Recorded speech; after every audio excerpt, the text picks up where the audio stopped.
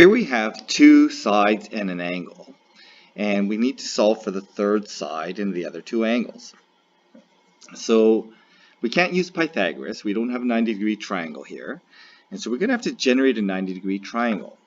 So one way we can do this, and there's a few different ways, but maybe the easier way to see this one is we can cut our triangle in this way.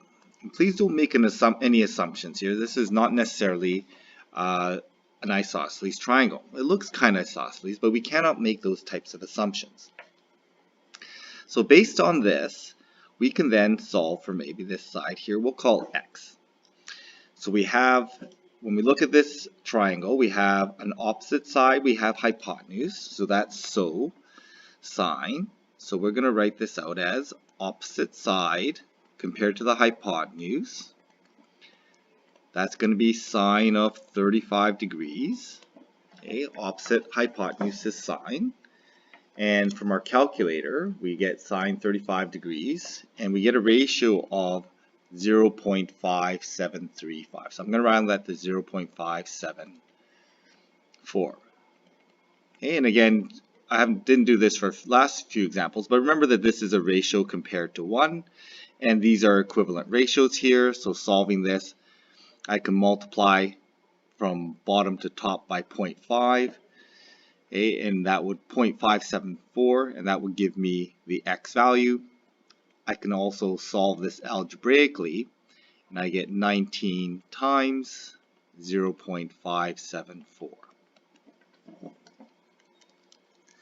Okay, and that gives me a side that the perpendicular length of 10.897, so I'm going to round that to 90. Okay, so I have that length. I need to be able to solve for this triangle here, but I don't have two lengths of this triangle. I only have one length. I can solve this length here and work out that length using Pythagoras. So that's what I'm going to do first, because I think we need to be able to have the parts of the right triangle. So I'm going to split this right triangle up into two parts here. Okay, we'll call this length, let's call this A. Yeah, actually, maybe I'll call that M. Okay, and we're going to find length M by Pythagoras. So M squared is equal to the long side squared minus x squared, which is 10.90 squared. So working this out, I get 19 squared minus 10.97 squared. I get m squared is equal to about 242. And I square root that value. And depending on your rounding, you'll get approximately 15.5. So I'm getting about 15.56. Okay, so this length is 15.56. I need to be able to figure out this length here, because that will then allow me to get parts of this, two parts of this right triangle here. So I'm going to subtract that from 28. So this length here works out to, I'll call that length n, and that's going to be 12.44. Okay, so now I have, and I'm going to write x in. Now I have x, 10.90, n is 12.44. I can solve for y now, okay, using Pythagoras. Y squared, that's the long side, 10.90 squared plus 12.44 squared.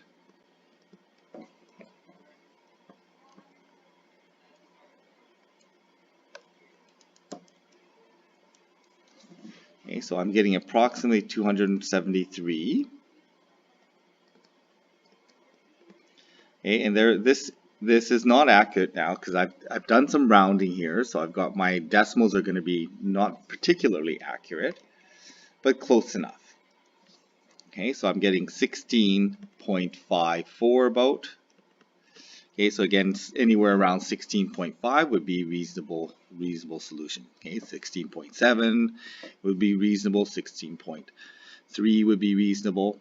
Okay, so we should try to keep at least 2 decimals in our calculations, but you know, you will find that your answers will vary depending on your rounding, and some different strategies will involve finding different sides. So this is just one strategy to solve for this.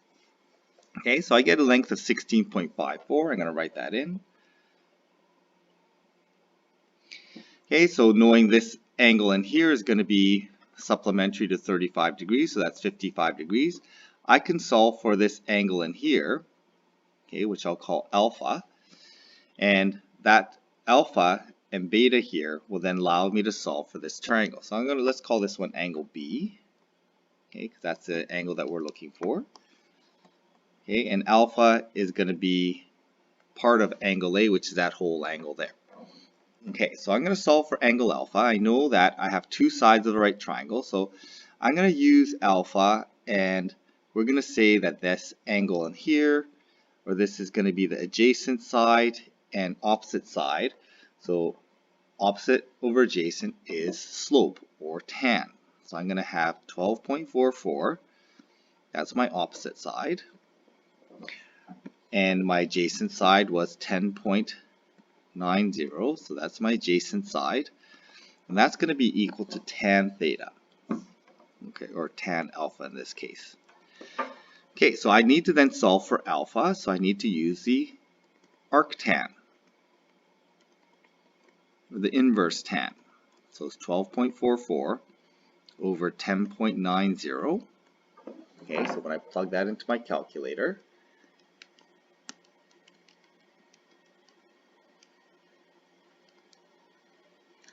so I'm getting an angle alpha of approximately 48.77 degrees. Okay, so that makes my angle A, so angle A is equal to angle alpha plus 55 degrees. That gives us 103.77. So 103.77 degrees. Okay, angle B is going to be supplementary or complementary to angle alpha, so that's going to be 48.77 degrees. So 90 minus 48.77 degrees gives me 41. This angle B is going to be 41.23 degrees. Again, your accuracy will depend on your rounding. Okay, so as long as you're somewhere near 40 degrees, you've probably done the right thing.